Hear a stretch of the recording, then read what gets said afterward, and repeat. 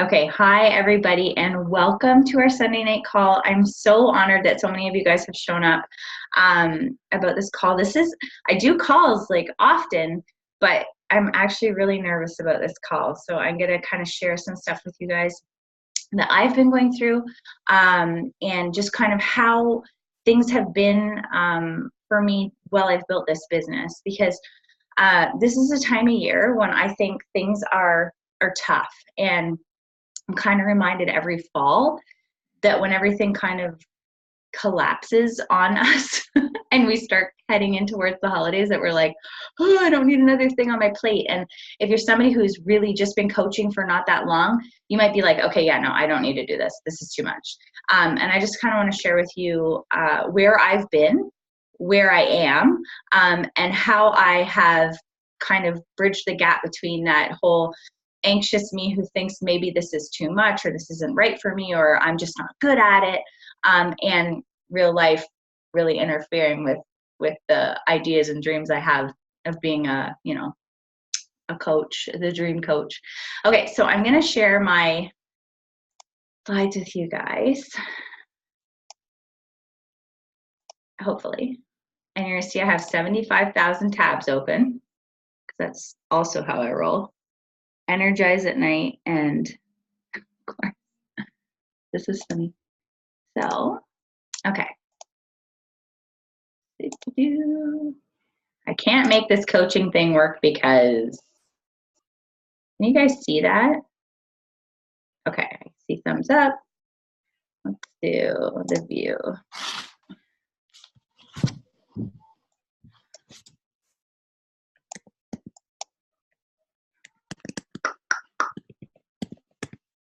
There we go.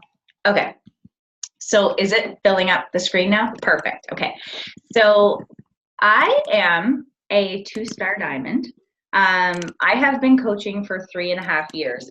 Now, anybody who is newer and has not watched that 3.5 years unfold, you might look at where I am and be like, wow, she's really got this whole coaching thing figured out. And, she's got these names and special things beside her, her rank, and it must mean that, she's got it all figured out, and she hasn't had any struggles, and, she's just got it all together. But that's not true.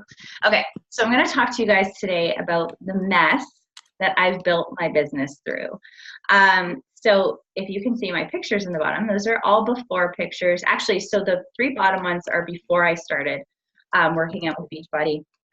The top one is actually after I had been working out with Beachbody for about 5 or 6 months, and I was feeling great, guys. I still had a lot of weight to lose. I still had, not figured it all out, but I felt good. I was wearing a bathing suit. I was playing with my kids. I was happy. Things were good. So but I'm going to share kind of like what has happened and how this has all gone, because you see the pictures, but you don't see the story behind the pictures, right? So when I started, I had over 40 pounds to lose, and not like I had just had a baby and needed to lose 40 pounds. Like, no, I had had my babies and I had lost my baby weight, and then I gained 40 pounds. I was in a very high stress, established real estate career. So I was 5 years into real estate, and I had built myself my own business from nothing. Like I didn't live in the city I live in. I lived like 25 minutes away from here, so I didn't know a lot of people. I really had to make a name for myself. I had to work really hard to get my name out there. I was self-employed, as realtors are, and I was in a really small brokerage, which meant that I had to write all my own offers. I had to do all my own showings. I did not have like a secretary or somebody I had to collect deposit checks. I had to take them to the other brokerages. Like I did everything. Like it was very hands-on. I learned so much because of that, but it was a lot of extra work. And I started working as a realtor when I was still, like, I remember filling out an offer and nursing my oldest at like 6 months old, 7 months old. So Alex, who you can see in the top right, I was I was trying to like do it all. I was trying to build this business. I didn't want it to be anything crazy huge. I didn't think that I needed to be like a real estate mogul. But I have that type of personality that anything I take on, I want to do my best at, and I can't help that. If you can relate, you're probably on this call. I'd almost guarantee it. So on top of that, my husband actually works 12-hour shifts. So he works nights and days. And he's gone. He has like an hour commute, so he's gone about 13 hours overnight. So either he leaves at 5 p.m. and he's home in the morning around 6, or he leaves in the morning around 5 a.m. and he's home around 7 at night. Now, I also had a 5 and a 2-year-old. So you can see in the bottom left with my sad face and my one kind of trying to smile child and my other miserable little child, they were still really little. I didn't put Alex into JK, so I had both kids at home. I was working in real estate, running around like a crazy person, trying to set up appointments, have somebody look after them, figure it out around Chris's schedule, and do all of that with anxiety. So like I told you guys, I had this 5-year-old business. I was gone at dinner, on weekends, on holidays. I was always scrambling for, somebody. So what would happen is somebody would call me and they'd say, I want to see a house. And I would immediately say, okay, when, what house, whatever. I'd have to look it up, figure it all out, print it off. And then I'd have to do this like flurry of calls. I'd have to call somebody to babysit. I'd have to call the other realtor to see if I could show it at that time. Then I'd have to call them back to make sure that that was okay and that we could get in if there's any instructions on the lockbox, all of that stuff. Then, it was just like this constant juggling act. And I was on my phone like 24/7 and on, email, getting text messages. It's not, it's one of those businesses that, you can be getting text messages from 6 a.m. until 12 o'clock at night. You don't have to answer them, but hard not to because it's really competitive. And then we had, on top of our regular stressors of jobs and life, we had this mystery illness start with our oldest son. He was 5 years old and he started to have fevers and joint pain, and not like all the time, like he'd have them in these weird cycles. So we would have emergency room trips. He would, when he did start school, he would miss school a lot because he had really high fevers. We didn't have any answers. We went to multiple doctors. We were driving round trip, 3 hours round trip for specialists. I was trying to juggle work, appointments, coaching, because I was coaching at that time, my own weight loss and emotional eating, regular marriage struggles because we've been married for 11 years. That's normal. Plus the added strain of having a child with an illness and not having any answers. So it is hard because, I remember answering the phone in my son was in the hospital, and I had people that wanted me to show a house, and I was like, I'm sorry, I can't do that. I'm in the hospital with my son, and they didn't understand, and I was like, something's wrong. Something's really wrong here. So that was when he was 5. He is now 8, turning 9. And we still are in this whole medical mystery journey. So he is actually being treated right now for Lyme disease. And also he just got diagnosed with epilepsy. So these are like 2 random things after different diagnoses and different things that, directions that we went in.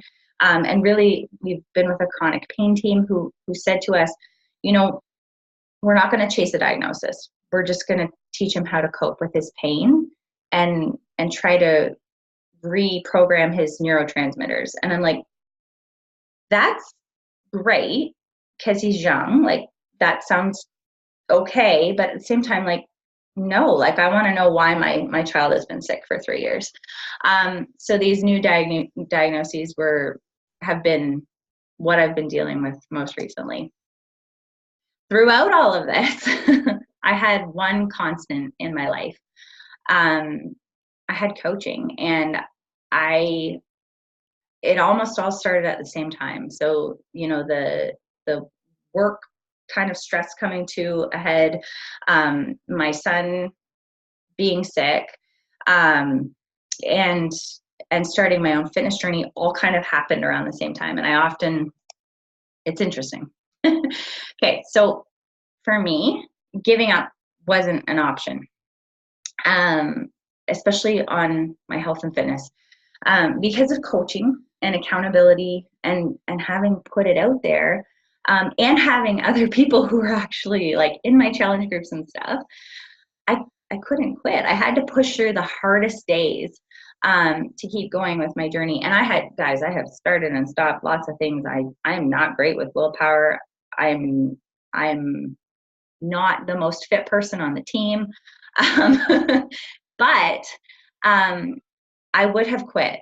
If I was doing this and I hadn't told anybody about it, I would have quit. And I'd probably have, I don't even want to know. So I was doing challenges and answering challenges from the hospital, squeezing in workouts before long trips to the specialists, sharing things with my fit family about my struggles and stress and food and all that stuff. And I started to have people counting on me. And like I said, that really just meant that I couldn't quit. Like, I just couldn't. How could I quit? I wasn't just quitting on me, I was quitting on them too. So thankfully, part of coaching was actually learning how to do personal development. And that, yeah, it kept me sane. Like, I would listen to podcasts on my drive, positive people, people that had been through terrible things. And, they come out of it with the most bright outlooks and the most inspiring messages. And, I'd hear coach success stories about people that had overcome so many things. And, even just learning about the business gave me something to have through all of this that was mine. That was something that I could kind of, it was a little bit of a distraction. It was a passion for the first time in a really long time that I actually let myself get into. Like, I was like, okay, like, I really enjoy this. This is really fun. Like, I can learn so much about this, like nutrition and exercise and helping people and remaining positive and kind of, that kind of thing. So, on top of that, it actually gave me the strength and kind of clarity to know what was important. I never knew what personal development was before coaching. I thought self-help was kind of sad. I was like, I don't need that. I'm good. I like feel pretty confident. I'm pretty okay with who I am, that kind of thing. I had no idea that I actually, there's so many facets of your life that you can improve in, like whether it be being a better partner, being a better listener, being a better leader, being a better wife or mother. Like, there's so much more that I could learn about. Now, the people that came into my life as coaches, so whether they were in my downline, personal downline, who's coloring on my screen, whether they were in my downline or they were in our bigger team, they became like a little bit of a lifeline to me. They became my friends that I have friends from high school. I have friends from university that I've managed to stay in touch with sporadically, not great at it. And I have, new friends that I've met because of the kids. But these women, you guys were people that I was talking to every single day throughout all of this. And, I couldn't go out to dinners and stuff like that all the time and put the work in to physically be working on my friendships. But my virtual friendships, I could check in with those people every single day, and they checked in with me too. Look at my face, all purple. Okay. The little things that were the big things. It was crazy, but like my fellow coach friends, my challenge groups and my challengers, and the trainers who were on my laptop, making me press play every day, were all keeping me sane. And the Shakeology that I was whipping up for breakfast and eating on the road, and that just something that I could have that was easy, something that wasn't difficult. It was just something that it was easy that I could do that was good for me. Okay, so how did I do it? You're probably like, I don't know why did she even do it? Why didn't she just quit? Come on, seriously. I couldn't dedicate 40 hours a week to coaching. I didn't have that much time, especially when I started. The first 2.5 years that I coached, I've been doing this for 3.5 years. The first 2.5, a little bit more, I was working still, and all of this was going on. I just stopped with real estate in January, end of January. Okay, so I did it in pockets of my day, and you're going to probably hear people talk about this all the time, but I did what I could, and I did what I knew mattered every single day. So things like effective posts, messaging people, getting my own results, and then sharing about it unapologetically. Basically, if I did a post and I was like, oh, I don't want to post this, I'm like, post. 5, 4, 3, 2, 1, post. If it made me kind of want to vomit, it was probably a good post. Slow and steady. I have showed up every day in some small capacity for this business and shared about it. Now it's a lot easier with, things like Instagram stories. But before, it used to be just, checking in once a day on Facebook, twice a day on Facebook, saying what I was doing, posting an uplifting quote with an image of, me working out, happy. I wasn't the fastest to Emerald. I wasn't the fastest to Diamond. It took me a few months to get to Emerald. It took me a year to get to Diamond, then a year to get to 1-star, then 2-star. I joke like it takes me a year to get to everything. But it was that slow and steady consistency and that unwillingness to give up. It just was not an option for me, the whole giving up thing. And I leaned in when things got hard. So when my instinct was, I have too much on my plate, I'm too busy, or I can't do this, I'm not good at it, I'm not as successful as fast as I'd like to be, I'm not making thousands of dollars. No, instead of pulling away, I leaned in to the things and the people that I knew made my life better. And those people, it was so clear. That was this community. It was this community that I had gained from coaching, the friends, the events. I would go to the events. I'm a huge introvert, and I also have travel anxiety. I don't know if that's a thing. I'm making it up if it's not, but I do not like to go. I don't like to leave my house. I'm not I can't go to the grocery store or anything, but every time I want a trip, I'm like, oh my gosh, it's so hard for me. If I go to a Super Sunday or a Super Saturday, I'm like, ugh, before I go. And then I go and I'm like, I'm so glad I went. When I poured myself into self-love and personal development and positivity and let support come to me, I could be so much stronger. I could be a better mom, a better wife. I could do the hard things. I could be, where people are like, I had no idea you were going through this. This is crazy. And I'm like, I know, right? That's what I've been doing. But yeah, people are just like, I had no clue. This was the ultimate support and accountability. My coach friends knew when I was off and reached out. I've had so many people, especially my, these coaches that I've met and got to know that would message me and be like, you seem like are you okay? And I'd be like, am I okay? You know what? I'm really not okay. You know what? You just made me realize I'm really not okay. And I've not been acknowledging that. When our son has had specialist appointments, I've had challengers and coaches message me to see how they went and to check in with me and see how I am on top of it. I have no doubt that I would have gained back the 35 pounds that I've lost and probably another 20 for good measure, because that's how I cope with stress, is I eat. But it wasn't just about me. Because of coaching, it wasn't just about me. It was so much bigger than just me now. So, by now I had this big support network and group of friends that would probably kick my butt if I ever said I was going to quit coaching. And then I had these women that I had actually helped do the same thing that I did. They had changed their body, which was awesome, of course, but they had found a piece of themselves that they didn't really realize was missing. They had regained their energy. They had maybe found a passion in coaching as well. They would message me and be like, oh my gosh, I'm so glad that you reached out to me, or I'm so glad that I gave this a try. And, I feel like a better wife. I feel like a better mom. I just am so much happier. And I was like, whoa, like this is powerful. Poop emoji. I'm not going to swear in case there's any kids still up. Okay. Bonus, obviously, there was great things that happened from my consistency, like things like trips that were earned. Christopher and I had always had the goal on our 10th anniversary that we would go away somewhere tropical, because for our honeymoon, he talked me into going to Paris. I know, poor me. But we went to Paris, but I had never been anywhere tropical. And I was like, I really want to go like to an island or something. And he's like, okay, for our 10th anniversary, we'll do that. And then we had kids, and it's like, that's not going to happen. Like we would just leave and costs money and all sorts of things. And right at the same time, I was like, hey, Beachbody, we're going to Punta Cana.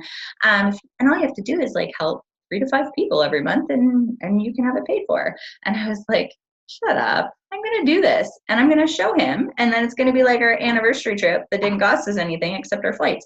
And he's like, darn, when we went on it, he's like, this is great.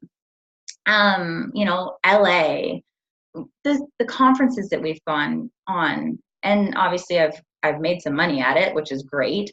But the confidence that was gained from all of this, guys, it's priceless, absolutely priceless.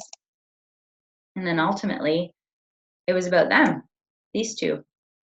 I started because when, we were on a family trip to Disney, we were taking pictures, obviously family pictures. My dad or mom was taking pictures of us, and I was like looking at the pictures, and I was mortified. I was so unhappy with how I looked in the pictures that I was like, delete, delete, delete, delete, delete on my camera roll.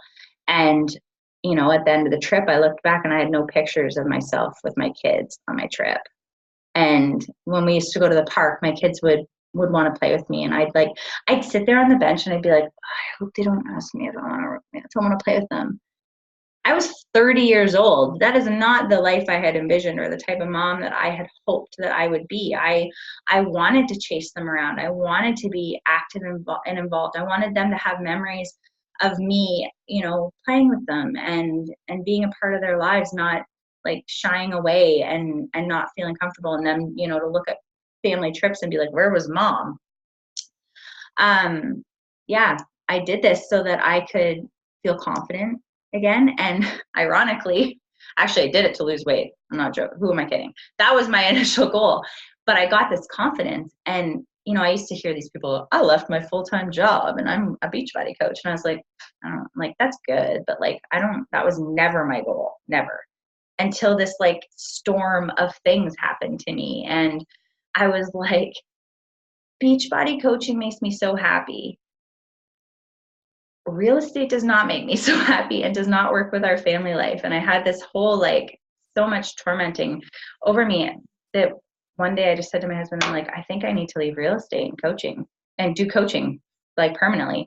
And he was like, finally. And I was like, I thought he'd be like, well, here's our financial plan and blah, blah, blah. But he's like, no, do it. So I could follow my passion. Well, I could still be at home for dinners and activities and doctor's appointments. And I could focus on my marriage and soak up these years with my little family. Now, I'm not saying that it has to be that for you. I honestly never envisioned that for myself. But like I said, I also never envisioned that I was going to have a child that was chronically ill. I never envisioned that things were just going to get so out of hand that I was like ready to lose my marbles, and that I'd have this option. Like I just never even thought. Like for me, this was a hobby, a fun thing, something that kept me a little bit sane. And yeah, it just became so much more. So your hardest times often lead to the greatest moments of your life. Don't miss out on them, guys. It honestly seems, this is the best quote, it always seems impossible until it's done. That's like the woman mantra, I swear, because the things we get through, the amounts of struggles, like I'm sure there's anybody in here listening to this call that could come on here and tell us some kind of struggle that they've overcome, something that they've, survived and thrived. And we would be in awe of them. My circumstances aren't that, unique or crazy. But it's been hard. It's been hard, and I've chosen to try to bring as much positivity and light into my life, and coaching has 100% done that for me. So if you're at that point where you are overwhelmed, where you are tired, or in a slump, or just kind of like, I don't know, it's been like 3 months, I haven't really made any money, this probably isn't for me. I want you to make a list of all the other things besides the money, the other things besides your rank, the things that actually have been added to your life because of this whole opportunity. And I know opportunity sounds kind of cheesy, but it is. It's an opportunity. It's an opportunity for you to make this whatever you want to make, depending on the amount of work you want to put in. And that's all I wanted to say. So I'll stop the recording, and then I would love to chat with you guys.